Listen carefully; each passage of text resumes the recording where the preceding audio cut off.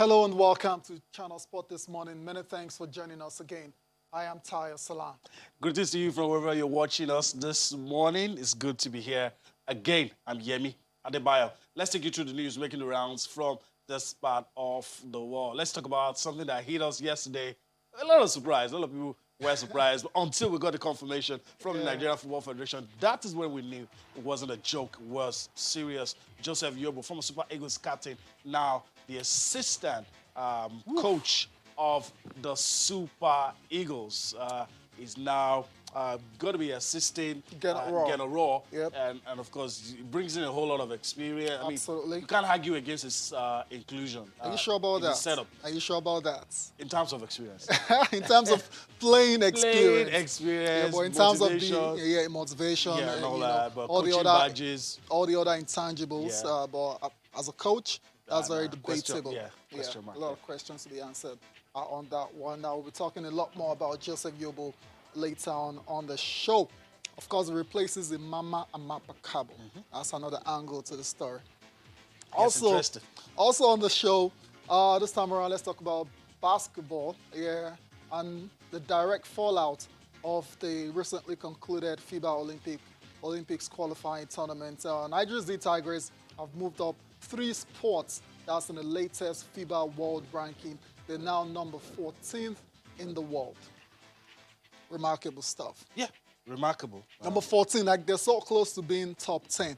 And do you know what it means to be top 10 in the world when it comes to basketball? Over 112 nations. Some people say we're just consoling ourselves. We're saying the margin has reduced. This is showing us the margins, indeed, the gap. Indeed, closing it. Yeah. All right, so congratulations to Nigeria's D Tigers heading into the Olympics in Tokyo. Also on the show, still basketball, but this time in the NBA, where the Toronto Raptors saw their 15-game winning streak ended early this morning by the Brooklyn Nets. It was a stunning win for Brooklyn over the Toronto Raptors. And for the Raptors, they need to start another winning streak.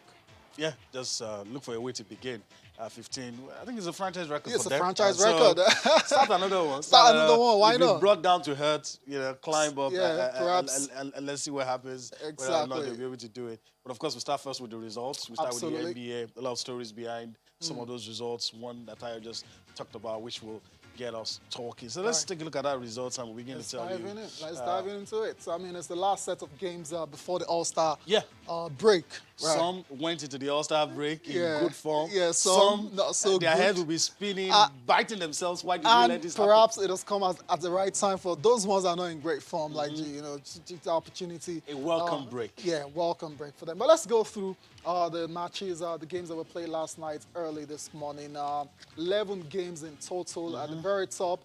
I think a lot of people would say that was the star matchup of the night. The Lakers, number 1 in the West, taking on Denver, number 2 in the West. And it was the Lakers prevailing 120 to 116. It had to go into overtime, so it was a very competitive game. Looked good on paper, and it didn't disappoint. Didn't disappoint. Not at all. I mean, very competitive from tip-off to the final buzzer, final whistle. And it was Lakers prevailing 120 to 116. LeBron James posting a triple-double. Anthony Davis also scoring 7 of his 33 points in overtime in that particular victory. The Lakers now head into the All-Star break with a 4-game lead over second-place Denver in the Western Conference. And on a personal note for LeBron, 12th triple-double for the season. Fantastic. What a guy. Just keeps making the record stumble. Incredible player. We'll be talking about LeBron James later on the show. The Lakers also improved their best, NBA best road record to 23-5. Fantastic season so far for the Lakers. It remains to be seen if they can actually go ahead and win that championship, which they are definitely craving. Also, other games, the Kings lost against the Dallas Mavericks, and it was Luka Doncic scoring 33 points and grabbing 12 rebounds in his return from an ankle injury. I mean, while it was away, the Dallas Mavericks struggled a bit, but it's Missed not. 7 matches. Yeah, 7 games, yeah, because of the ankle problem. And And was a struggle yeah, for his team. it was a struggle. So this hasn't come as a surprise that it's back and they're winning convincingly, 130 to 111. What a play! It's an absolute sensation. Luka Doncic, take a ball wherever you are. The Raptors. That's the game, our star match of the day. They lost 91 to 101 against the Brooklyn Nets. I will be coming back to that game, giving you all the details that you need to know and letting you know how Brooklyn managed to get that victory and ended the 15-game winning streak of the Toronto Raptors. Let's move on quickly to the Bucks and the Pacers. And it was C.J. Warren scoring 35 points for the Indiana Pacers as they defeated the Milwaukee Bucks 118 to 111. Fantastic win, you'd say, for Indiana. For the Bucks, still playing without Giannis? the Greek freak, and it's starting to tell. I mean, they're a very good side, but you don't want to play too many games without your best player. Without your best player. And there are season high 6-game Losing streak.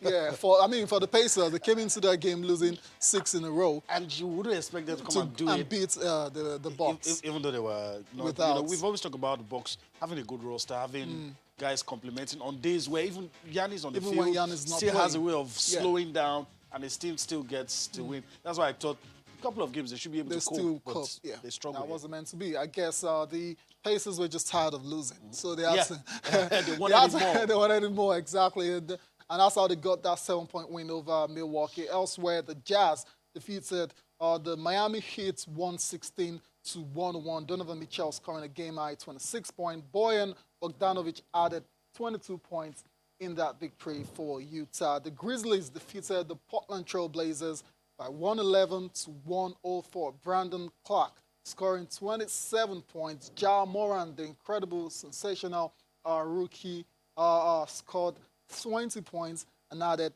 9 assists for Memphis. These two guys I just mentioned are rookies for Memphis, and they've been playing ever so well this season, and they're actually leading the charge for Memphis in terms of getting into the playoffs right now. They have a very comfortable 4-game lead over the Portland Trail Blazers as for the last slot in the Western Conference. A fantastic win for the Grizzlies. There were also wins for Charlotte, Phoenix, Washington, Detroit, and Cleveland.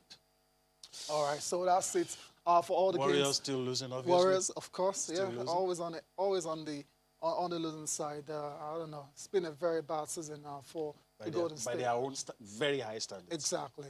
All right, let's talk about the star game quickly before we talk about star performers. The matchup between the Nets and the Toronto Raptors, which ended 101 to 91 in favor of Brooklyn. Caris LeVert scored 20 points in that game for Brooklyn, who ended Toronto's 15-game winning streak, and very comfortable victory in the end, Yemi. Brooklyn winning for the 5th straight home game, and they go into the All-Star break with 7 wins in their last 10 games. So they have been in good form as well, too. So this victory shouldn't really come as a surprise to anyone, especially if you've been following Brooklyn playing at the Barclays Center. They're almost, unbeatable in recent times. And for Brooklyn, it was a very rare win for them because it's only the second time in the past 20 meetings that they are defeating the Toronto Raptors. Brooklyn also got 19 points from Joe Harris. Spencer doing this contributed 17, 9 assists, and 6 rebounds. And overall, the Brooklyn Nets shot 40.9% from the field, which is very, very commendable. For the Raptors, though, Serge Ibaka scored 28 points to lead Toronto. Fred VanVleet, 22 points. Pascal Siakam, 16.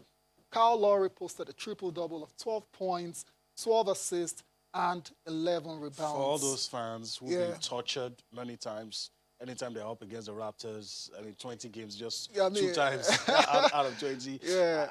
I want to imagine how they're feeling right now. Since 2015, the torture and all that, and they're getting it on that night. It's good for them. Very, very, very good win for them. For Toronto, they didn't play too well. It was the first time they were held under 100 points for the first time since January 7th. That was against Portland. And this particular game. They just didn't have enough firepower to get the double here. Let's talk about stand-up performance quickly. You can see Anthony Davis, 33 points, 10 rebounds, and 2 assists. Very crucial role he played in that victory over the Denver Nuggets in overtime. His teammates, LeBron James as well. So what a player. 32 points, 12 rebounds, and 14 assists. 12th of the season, like you said. Luka Doncic, this absolute sensation. Just the second year in the NBA.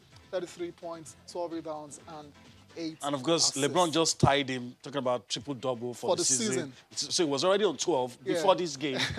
LeBron tied. He's had a fantastic season. There's a reason why he's an all-star in just his second year in the NBA. Also, TJ Warren for the Indiana Pacers was also very good on the night, 35, 7, and 1 assist. And last but not the least is the Washington Wizards, Bradley Beal, 30 points, 2 rebounds, and 3 assists for Washington in their victory early this morning. So a good win, good games played in the NBA, and it's time for the All-Star break now. So you won't be getting to see games played until all the festivities are over. You're gonna have the dunk contest. You're gonna have the Team LeBron versus Team Giannis. You're gonna have celebrities too trying out exactly some of their skills. the ones that didn't make it as professional players, but were good. Get the opportunity to in just their day, show some stuff, and it's always very exciting. It's a total package. Of course, very exciting. Of sports and a welcome diversion for some people, for some teams who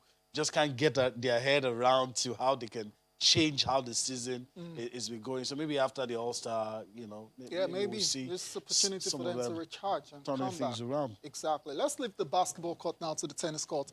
Rotterdam, the ATP, tour events going on in that country.